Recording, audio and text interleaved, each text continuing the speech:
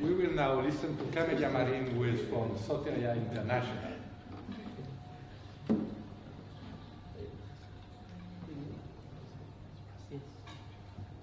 First of all, thank you very much for having all this event together, and as Eric said, bringing together so many NGOs. We have the power to make our voice heard.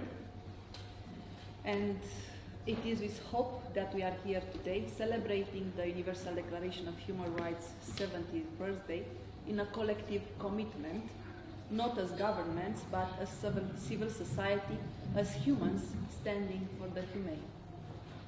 In Soteria International, we engage ourselves in the freedom of thought, conscience, and belief.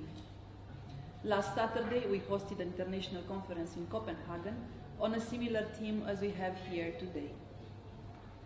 It seems that at the Universal Declaration of Human Rights' 70th birthday, we are still at a crisis of society.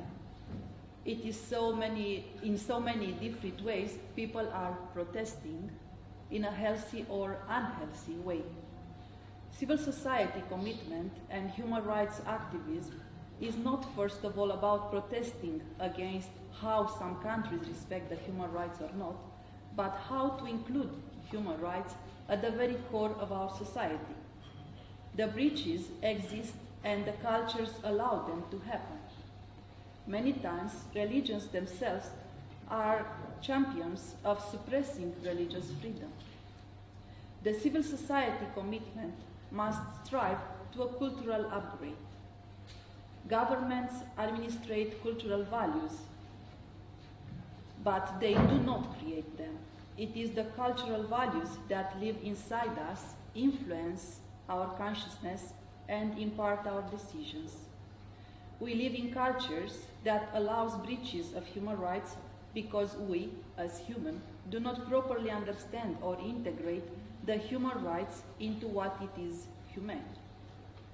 Just as mentioned in the preamble of the Universal Declaration of Human Rights, the focus on human rights activism must be education to upgrade our society into internalizing and embodying the human rights.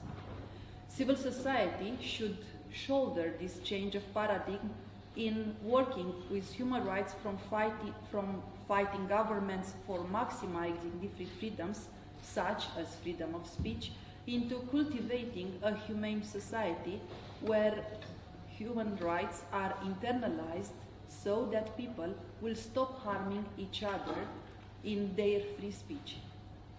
Human rights activists should be experts and teachers of what it means to be human.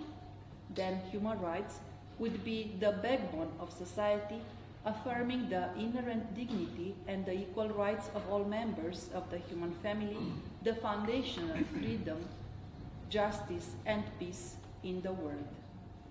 Let us zoom out and see the whole picture. How does new technology influence our lives? Does it globally serve human values or financial values? If the latter, how could we get there? If the human rights are not directing the development of our lives, it means that they are not enough operational.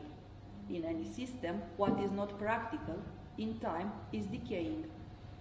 Human rights risk the same fate if it does not become operational at a direct human level. What has a practical value will live and grow. What does not have a practical value will die. Often, we will find ourselves complaining that the human rights are not given enough attention by humans or human systems, but do they have practical value for human lives? Only then will it be taken into consideration, and from there can it blossom free and natural. As always pointed out, education is the key, but not education in the human rights as such, but should be education and research in developing the human position in its environment to discover the human values. Ecology matters because it refers to a whole, and that is why people today are obsessed by it. 70 years ago, no one cared about the environmental policy. Only when we discovered that the lack of understanding and respect for the nature's law and principles had a negative impact on our lives, ecology has become an issue, and both politicians and society individuals acknowledge it. Today, we face a similar crisis of inner ecology. We need to understand and respect the inner principles of being human at the individual, society, and cultural level.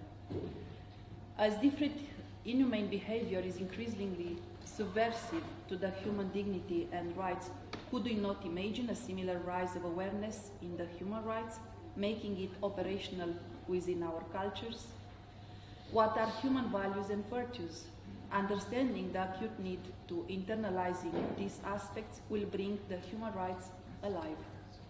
To stand for our human rights should be an inner rioting against letting injustices pass unnoticed inside us, learning to act to mend it in and between us.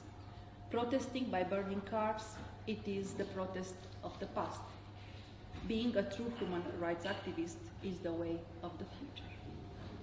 Thank you very much.